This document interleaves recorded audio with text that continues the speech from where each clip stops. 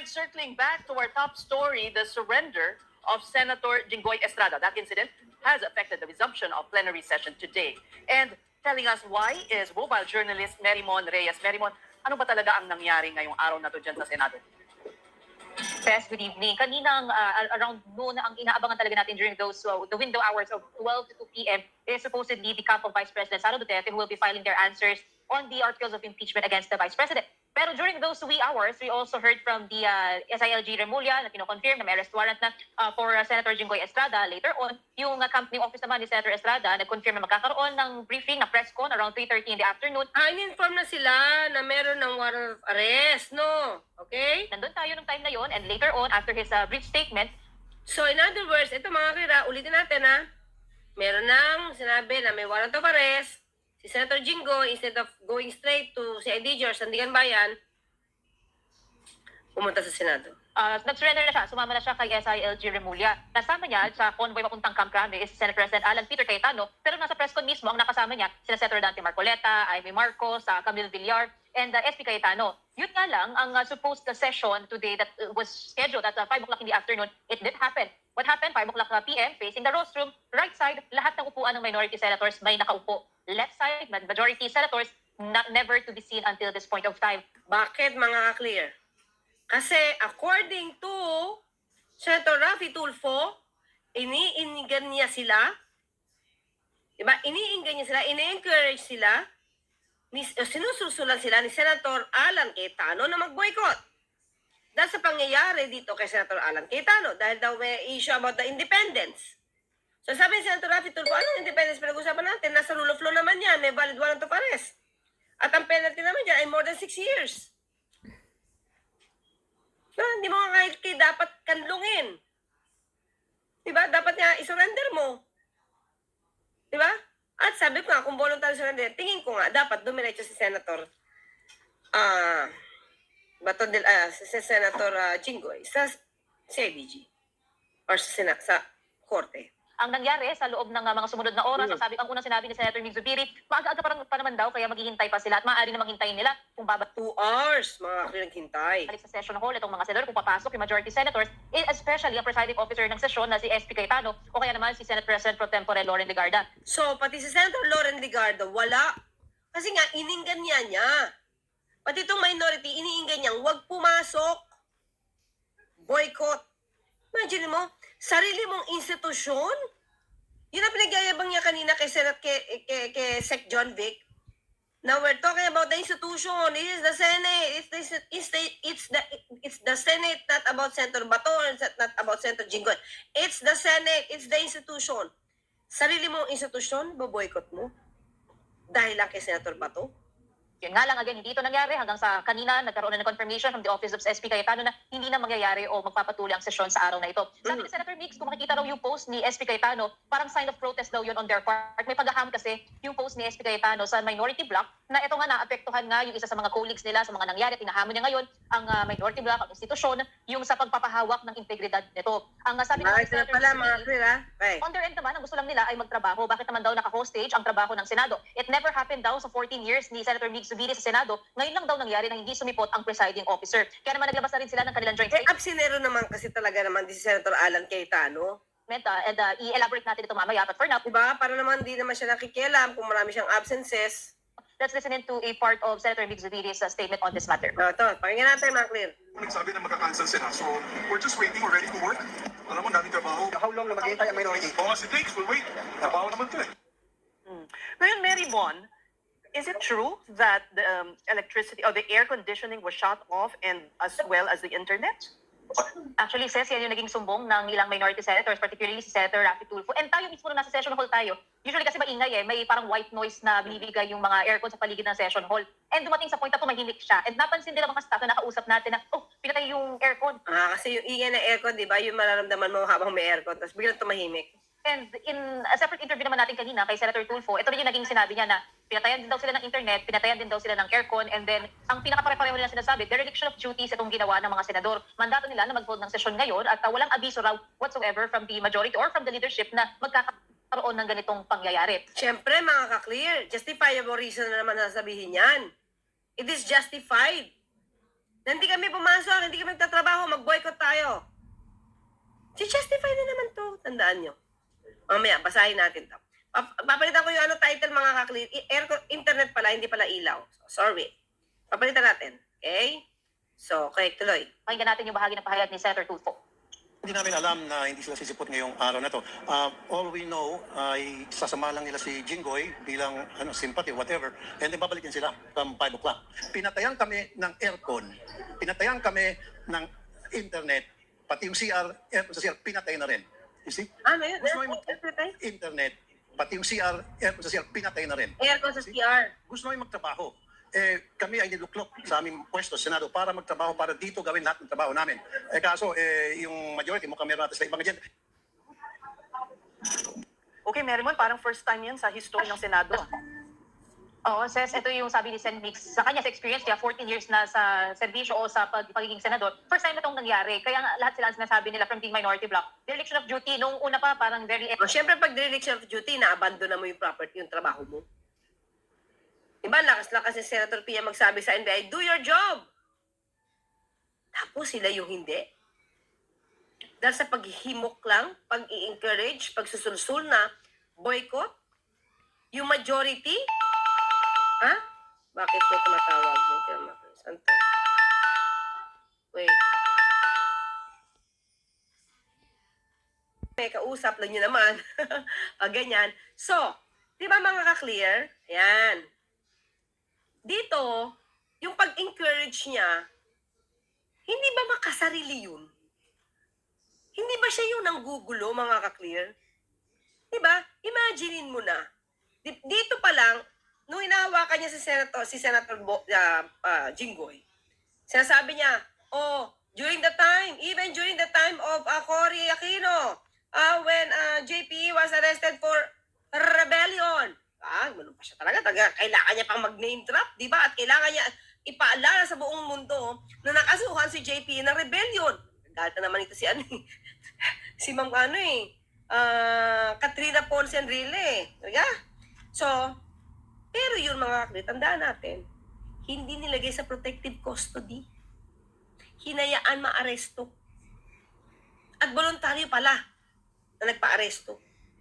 Ito hindi eh.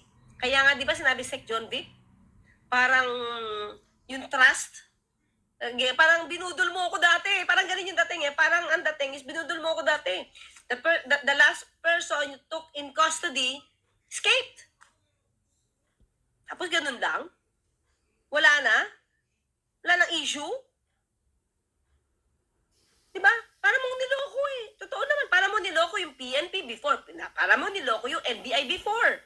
Tapos sabihin mo, walang warrant of arrest.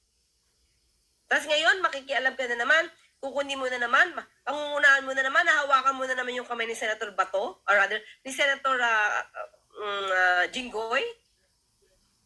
Samantalang na dyan na yung police to serve the warrant. Pabida ulit. Diba? Pabida. Sige, tuloy tayo. Positive pa sila na okay, maghihintay pa, maaga pa naman daw. That was around nearly 6 o'clock in the evening. Pero nung netong lumagpas na ng alas 6, ang sinasabi pa nakakahiya, sinasabi ng minority senators, may mga guests sa loob ng session hall, may mga atleta, may iba pang mga bisita na gusto sana nilang i-recognize na parte talaga ng agenda for this night, pero hindi ito nangyari. At Diba mga kri, nakita nyo, sa akin sobrang makasarili yun. Tapos i-encourage mo pa other senators, at itong mga senators na to, sumunod sa'yo, na i-boycott yung session. Sana nakikita to ng taong bayan, mga kaklir, kung gaano na sila kagulo dyan. So ano pa ma-accomplish nila kung puro pansarili ang iniisip nila? Diba? sinasabi pa ni Senator Tulfo, nakakahiya raw yung nangyayari ito. Even Senator J.V. Ejercito, sinabi niya rin, dereliction of duty ito, rule of law, mandato raw nila na mag-vote nga ng sesyon, gawin nila yung trabaho nila. Lalo pa ngayong kasagsagan na marami raw katanungan ang mga tao na nakatutok daw sa nangyayari sa Senado. Ses. Alright, thank you. That was Mobile Journal. Okay mga Chris, so ito kasi yung ano niya. Ito yung ito yung nasa message niya mga clear. Tingnan niyo kung ano yung ini-encourage niya. Okay? To my colleagues in the minority. Ibig sabihin mga clear, yung majority na convince siyang mag-boycott. Diba? Na-convince siyang mag-boycott, na-convince siyang hindi pumasok, na-convince siyang wag magtrabaho, Kasi yun yung dinikta niya. Diba? Nagpatay din si Cayetano ng kuryente ng Congress dati. Oo nga, alam ko di ba? Nagsara pa nga ito nagpadlock pa to Yan. The Senate is co-equal branch of the government. It is not a prize to be claimed by anyone. Even the past few days may have blurred this distinction. But what happened with one of our colleagues today brings it sharply back into focus. Anong ibig mo sabihin? Pag may warrant of arrest, valid warrant of arrest, huwag isilbi? Kasi nasa Senado kayo? Ha? Force majeure? Ha? Yun? Huwag isilbi? Otherwise, parang nasisira ang iyong independence, ang pagiging co-equal branch of the government nyo. So, anong kinalaman ng pagpapa-aresto kay Senator Jinggoy? Kung may valid warrant of arrest. At ang kaso na yan, plunder. That we differ on leadership of the Senate is not in question. Diba? So, medyo, pinapakalma niya, di ba? Hindi naman problema kung magkakaiba tayo We differ on the leadership. And it is fair point of discussion. But, no matter our disagreements, we must all agree that it is the Senate's own business to settle. So, what do you mean? Yung pagpapa-arrest doon, business to settle nyo lang, on your own? So, walang pakialam ang law enforcers na ipatupad yung warrant of arrest? Ang law enforcers, ehekutibo to mga kakli. So, porket nasa loob kayo ng Senado, wala na dapat arestuhin dyan? These chambers, wow, here we go again. This chamber answers to God. Really? Hindi ba this chamber answers to Dutertes, to Jinggoy, and to all other allies? This chamber answers to God and the people who sent us here, and no one outside these walls. So, pinapakita naman ba niya yung nangyayari na namang gulo sa Senado? Gusto ng Panginoon? Mga kakli. Ito ba yung nakikita natin plano ng Panginoon? That line is now being tested. This is not an accusation. I am speaking truth. Talaga naman truth that each senator already knows the independence of this institution and the legal standing of any of its members are not currencies.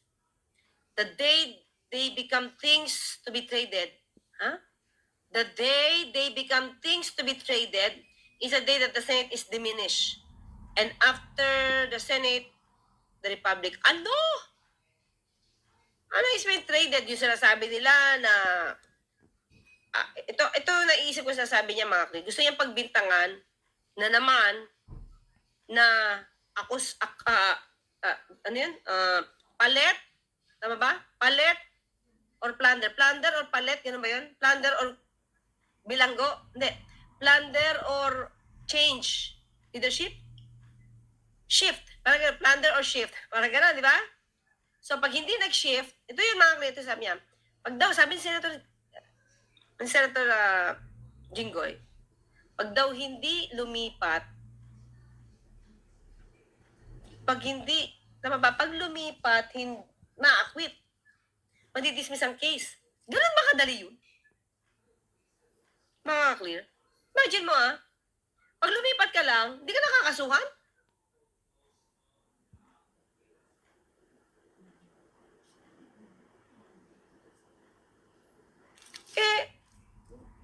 Mga clear. Sabi ko nga, ilang beses ko ba nakita si Senator Jinggoy na nasa event ng Pangulo. Nandoon yung Christmas. Christmas sa palasyo. Christmas lighting yun Doon siya yun Nandun siya sa stars. Yung stars, yung the president meets the stars. Parang gano'n, the president meets the stars. Parang mga artista nandun. Nandun na siya. Yung kumanta si Ma'am Sharon Cuneta, he was there. Kasi ka-table namin siya with Miss Sharon Cuneta and Senator Kiko and Sec Dave. nandun din si Ma'am Helen Gambawa. Magkaka-table kami. So, di ba? Kung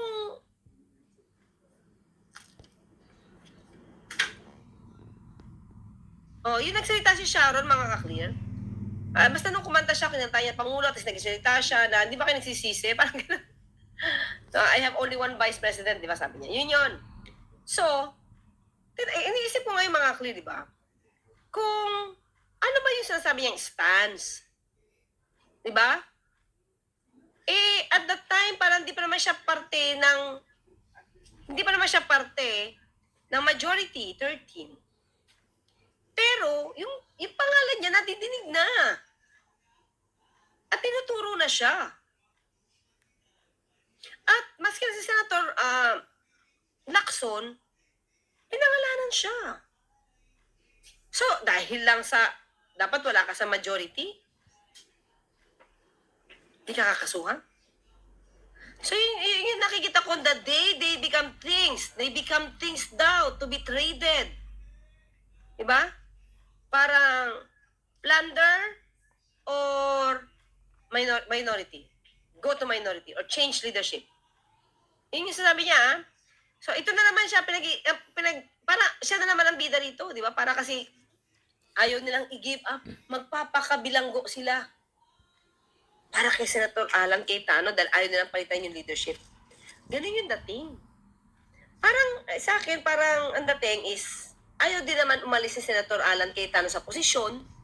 Kaya lahat ng mga intrigang ganito, parang sasabihin niya, para pag napalitan man siya, justified kasi natakot yung mga tao. Natakot yung mga senador.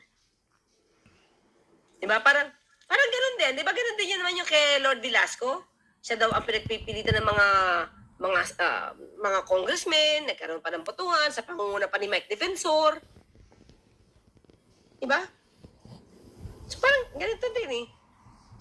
So, is that the day that the Senate is diminished? So, nung nagkaroon daw ng trading, diba? Siguro negosasyon, ibig niya sabihin, humihina ang Senate. Clear? Kagagawan niyo, yung ingay niyo. Parang kagagawan niyo kung bakit nasisira integridad. Diba? So, I put one question to you, not as a majority, but as a chamber. Will you stand for the Senate independence? Ano nga independence gusto mo? Senator Alan Cayetano, anong independence pag-usapan natin? Pag independence, dapat hindi kasuhan ng mga senador? Akala ko ba gusto niyo ng big fish? Udyok kayo ng udyok, mga DDS. Udyok kayo ng udyok. Big fish, big fish. Diba? Ngayon nag-iimbestiga ang ombudsman at kung may kilos, gagalit kayo. Saan ba talaga lulugar sa inyo? Kapag kayo nakakasuhan, galit. Tapos kung makahanap kayo ng trabaho, kala nyo ang gagaling nyo rin magtrabaho. Lagi naman absinero. I am asking you to join one deliberate act. How? What? To let the Senate go quiet. Together and by choice. So the country is made to us why a co-equal branch would fall silent rather than be made to serve. So the door is open. What you do with it is your answer to this institution and to the people watching it. So what do you want them to do? To the minority, what do you want? What do you want the minority to do? To be with you? To boycott? Not to work? Not to report for work? Patayin ng wifi? Patayin ng aircon? Ganyan ba? Dapat, mga kaklip? Ganyan ba dapat ang isang Senate leader? Kita nyo naman. For me, disclaimer ko to, this is my thought, this is my take, this is my feelings, makasarili.